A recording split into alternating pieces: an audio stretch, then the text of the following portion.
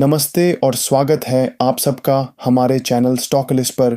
यह वही जगह है जहां हम बात करते हैं फाइनेंस, इन्वेस्टमेंट और इकोनॉमी के उन रिफॉर्म्स की जो आपके पॉकेट से लेकर पूरे देश के ग्रोथ को डायरेक्टली अफेक्ट करते हैं। और आज हम एक ऐसे बड़े डिसीजन की डिटेल समझने वाले हैं जो इंडिया के टैक्स सिस्टम को दोबारा एक नए रूप में लेकर आने वाला है। जी हाँ, हम बात कर रहे हैं गुड्स एंड सर्विसेज टैक्स यानी जीएसटी 2.0 रिफॉर्म्स के बारे में, जो जीएसटी काउंसिल ने अप्रूव किया है अपनी मीटिंग में जो हुई थी 3 सितंबर 2025 को और जो इम्प्लीमेंट होने वाले हैं 22 सितंबर 2025 को। और इसके बारे में डिटेल्स हम आपको पूरी तरह समझाने वाले हैं। सबसे पहले ज़रा पीछे चलते हैं और देखते हैं कि जीएसटी सिस्टम कैसे इंट्रोड्यूस हुआ था और उसने क्या चेंजेस लाए थे।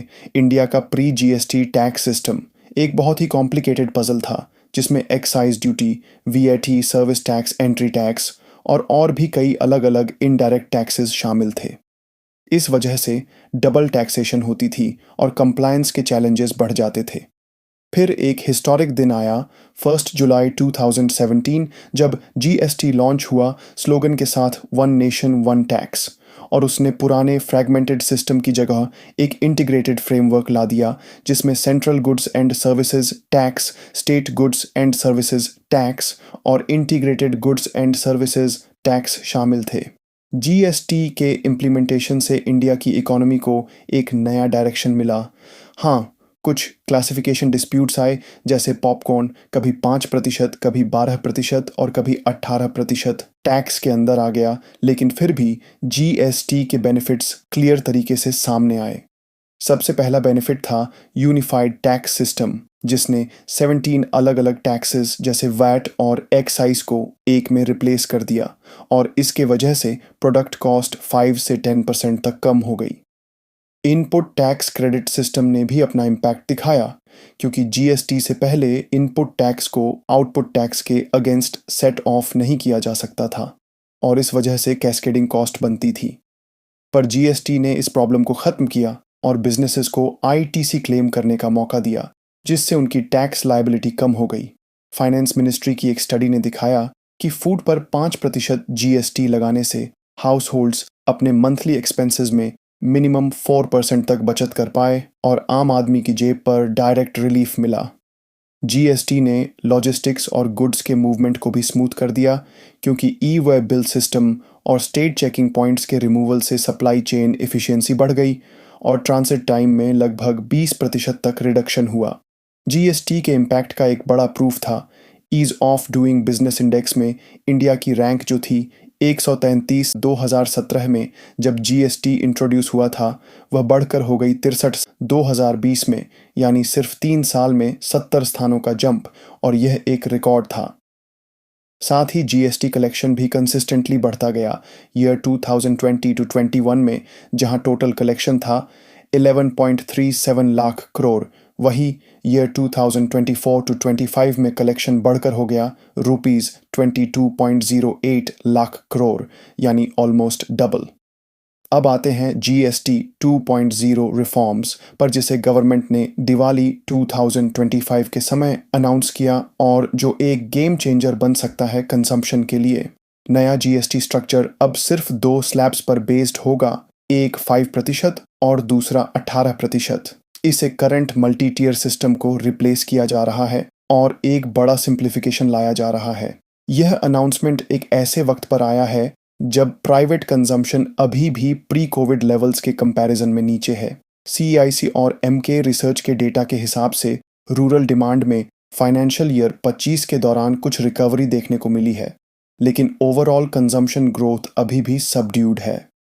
एफएमसीजी ग्रोथ रिसेंट ईयर्स में म्यूटेड रही और रूरल डिमांड ने फाइनेंशियल ईयर 24 में वीकनेस के बाद अब थोड़ा रिकवरी दिखाया है, लेकिन अर्बन कंजम्पशन अभी भी सॉफ्ट है, क्योंकि इन्फ्लेशन और स्लगिश इनकम ग्रोथ ने उसे इम्पैक्ट किया है।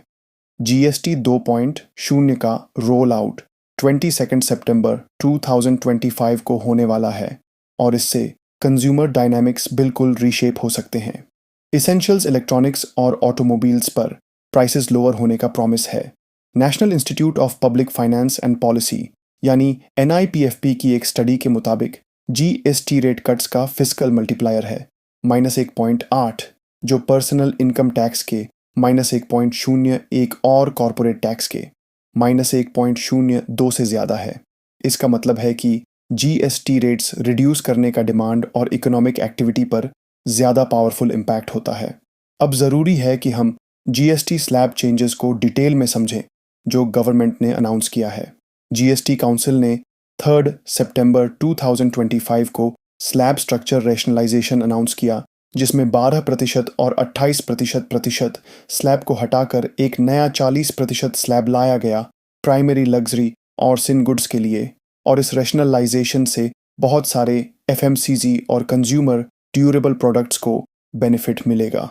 सबसे पहले बात करते हैं उन गुड्स की जो 28% स्लेनअप से 18% स्लेनअप में शिफ्ट होंगे, जैसे ऑटो सेक्टर के अंदर diesel vehicles below 1500 CC, petrol vehicles below 1200 CC, motorcycles below 350 CC, three wheelers, cement category में सीमेंट और साइन गुड्स में bidi wrapper leaves, house hold appliances जैसे एसीज, डिशवॉशर्स, 32 इंचेस से बड़े टीवी सेट, मॉनिटर और projector अब 18% में आएंगे। अब बात करते हैं उन गुड्स की जो 18% से 5% में शिफ्ट करेंगे। एफएमसीजी गुड्स में chocolates, hair oil, shampoo, soaps, oral care, biscuits, mineral water, medical instruments में थर्मोमीटर्स और रिलेटेड अपैरेटस, फर्टिलाइजर इनपुट्स जैसे sulphuric acid, nitric acid, ammonia, tractor inputs जैसे tyres, agriculture diesel engine, bumpers, brakes, gear boxes, footwear जिनका sale value 2,500 रुपये से ज़्यादा होगा, और कुछ ब्यूटी और फिजिकल वेल बीइंग सर्विसेज भी अब 5% स्लैब में आएंगे। दूसरी तरफ कुछ आइटम्स को 40% स्लेन अप में डाला गया है और उन पर कॉम्पेंसेशन सेस खत्म कर दिया गया है, जैसे ऑटो सेक्टर में डीजल और पेट्रोल व्हीकल्स जिनकी इंजन कैपेसिटी 1500 और 1200 सीसी से ऊपर है या लेंथ 4000 एमएम से ऊपर है, नॉन अल्कोहलिक बेवरेजेस जैसे नॉन अल्कोहलिक बियर और फ्रूट जूस, एरेटेड ड्रिंक्स जैसे कार्बोनेटेड और कैफिनेटेड ड्रिंक्स, सिन गुड्स जैसे पैन मसाला, सिगरेट्स और टोबैको, लग्जरी गुड्स जैसे yachts, personal use aircrafts, revolvers, pistols, smoking pipes और गैम्बलिंग सेक्टर जैसे कसिनोस और हॉर्स रेसेस। कुछ गुड्स को कंप्लीटली एग्जेम्प्ट कर दिया गया है, जैसे एफएमसीजी में छेना, पनीर, पिज्जा, ब्रेड, खखरा, चपाती और रोटी जो पहले 5% में थे अब 0% में आएंगे। एजुकेशन सेक्टर में इरेजर्स और मैथमेटिकल जियोमेट्री कलर बॉक्सेस के अलावा ऑलमोस्ट सब चीज़ें अब नेल रेट पर होंगी। हेल्थ केयर में सर्टन लाइफ सेविंग ड्रग्स जो पहले 5% या 12% पर थे अब 0 हो गए। इंश्योरेंस सेक्टर में इंडिविजुअल हेल्थ और लाइफ इंश्योरेंस जो पहले 18% विद आईटीसी थे अब नेल हो गए। डिफेंस सेक्टर में military transport aircrafts, missiles, sonobuoys, rockets, remote piloted aircrafts जो पहले 18% आईजीएसटी में थे अब एनियल हो गए। इंपॉर्टेंट बात यह भी है कि जितनी भी ड्रग्स और मेडिसिन्स हैं उनको कंसेशनल रेट 5% पर प्रिस्क्राइब किया गया है, एक्सेप्ट जो स्पेसिफिकली नाइल रेट पर हैं, और कॉम्पेंसेशन सेस सितंबर 22 के बाद ख़त्म हो जाएगा, एक्सेप्ट पैन मसाला, गुटखा, सिगरेट्स, च्यूइंग टोबैको और बीडी। जहां तक लोन और इंटरेस्ट रिपेमेंट ऑब्लिगेशंस खत्म नहीं होते तब तक सेस एप्लीकेबल रहेगा। फाइनेंस मिनिस्ट्री के एस्टिमेट के मुताबिक जीएसटी रेट कट से रेवेन्यू लॉस अप्रॉक्सीमेटली ₹93,000 करोड़ होगा, लेकिन 40% रेट इंट्रोड्यूस करने से रेवेन्यू गेन अप्रॉक्सीमेटली ₹45,000 करोड़ होगा, यानी नेट रेवेन्यू लॉस होगा अराउंड ₹48,000 करोड़। लेकिन इसका impact tax buoyancy, better compliance और कंज्यूमर स्पेंडिंग बढ़ने के वजह से कम हो सकता है। स्टेट्स के लिए फिस्कल प्रेशर भी एक रियलिटी है, इसलिए स्टेट्स ने अपने रेवेन्यू को बढ़ाने के लिए अलग अलग स्टेप्स लिए, जैसे हरियाणा ने लिकर टैक्सेस बढ़ाए, महाराष्ट्र ने Indian made foreign liquor duty को लगभग 50% इंक्रीज़ किया, केरला ने लैंड टैक्स को लगभग 50% इंक्रीज़ किया, कर्नाटका ने बियर पर 10% एक्साइज ड्यूटी लगाई और प्रॉपर्टी टैक्स भी 25 से 30% तक बढ़ाया गया। सेक्टरल इम्पैक्ट भी अलग अलग होगा। कंज्यूमर स्टेपलस में पैकेज्ड फूड्स और पर्सनल केयर आइटम्स के कट्स से डिमांड बूस्ट हो सकती है। डेयरी कंजम्पशन भी इंक्रीज होने की उम्मीद है। कंज्यूमर डिस्क्रेशनरी में मिड प्रीमियम ब्रांड्स और प्राइवेट लेबल्स बेनिफिट करेंगे।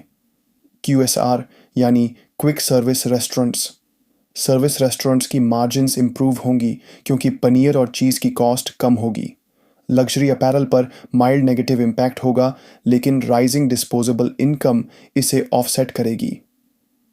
कंज्यूमर ड्यूरेबल्स में प्रीमियमाइजेशन का ट्रेंड स्ट्रॉन्ग हो सकता है, जैसे AC, TV, dishwasher, kitchen appliance. Health care में किट्स और रिएजेंट्स पर कट से डायग्नोस्टिक्स प्लेयर्स को मार्जिन बूस्ट मिलेगा। इंश्योरेंस में हेल्थ सेगमेंट के लिए अफोर्डेबिलिटी इंप्रूव होगी। लाइफ इंश्योरेंस में लॉन्ग टर्म ग्रोथ इंटैक्ट लगेगा। ऑटो सेक्टर में two wheelers, small cars, CVs, tractors और ऑटो पार्ट्स चीप हो जाएंगे। EVs पर कोई चेंज नहीं होगा। अपैरल सेगमेंट अबव ₹2,500 बेनिफिट करेगा। होटल्स जिनके रूम रेंट ₹7,500 से नीचे हैं, उनको बूस्ट मिलेगा।